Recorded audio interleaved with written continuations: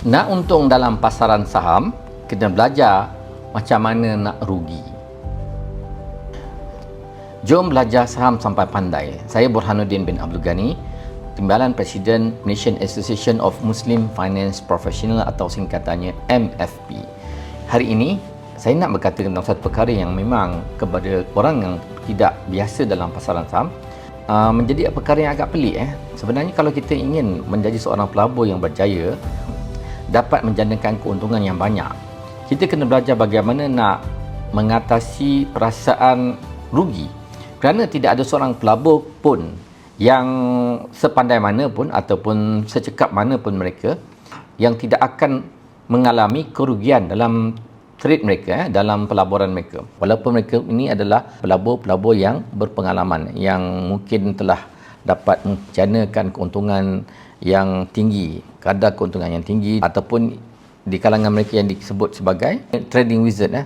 Tidak ada seorang trader pun yang akan mampu untuk meneka dengan tepat ataupun meramal dengan tepat apakah yang akan berlaku dalam pasaran.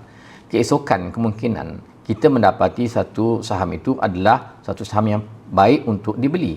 Kemungkinan kita merasakan bahawa sesuatu saham itu akan naik harganya dengan petunjuk-petunjuk yang ada dan analisis-analisis yang kita buat.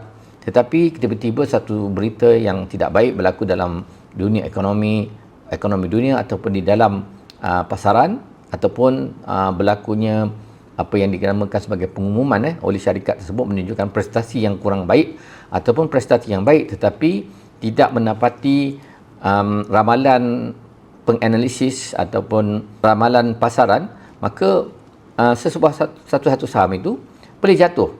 Secara statistiknya, majoriti retail investor sebenarnya mengalami kerugian. Pelaburan dan trading ini adalah satu game yang mana kita bermain dengan probability, kemungkinan satu saham itu akan naik harganya. Itu adalah gamenya.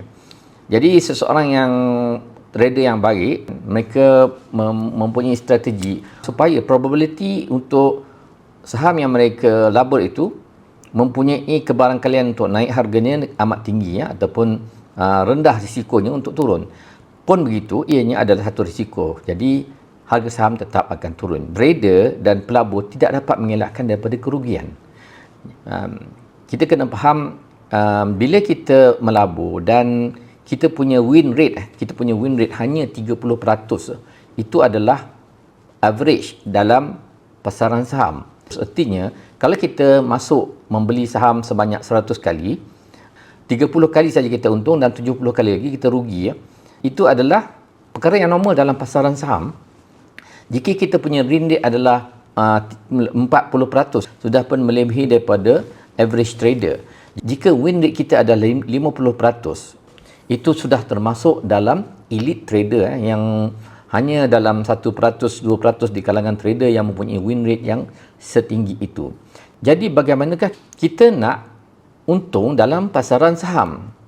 Dia punya triknya adalah apa yang dinamakan sebagai money management ataupun pengurusan risiko. Dalam pengurusan risiko ini kita pastikan apabila kita rugi, kerugian kita adalah kecil. When we lost small. Tapi apabila kita untung, kita pastikan untung kita itu betul-betul tinggi, betul-betul berbaloi, sehingga keuntungan kita pada win rate yang sedikit itu mengatasi kerugian kita. Jadi di sini adalah penting untuk kita belajar. Kita perlu belajar bagaimana untuk mengawal risiko tersebut. Jadi dalam kelas kita ni normally kita akan beritahu pada trader, kita akan ajarkan kepada pelajar kita bahawa risiko tidak boleh melebihi daripada 1% untuk setiap trade.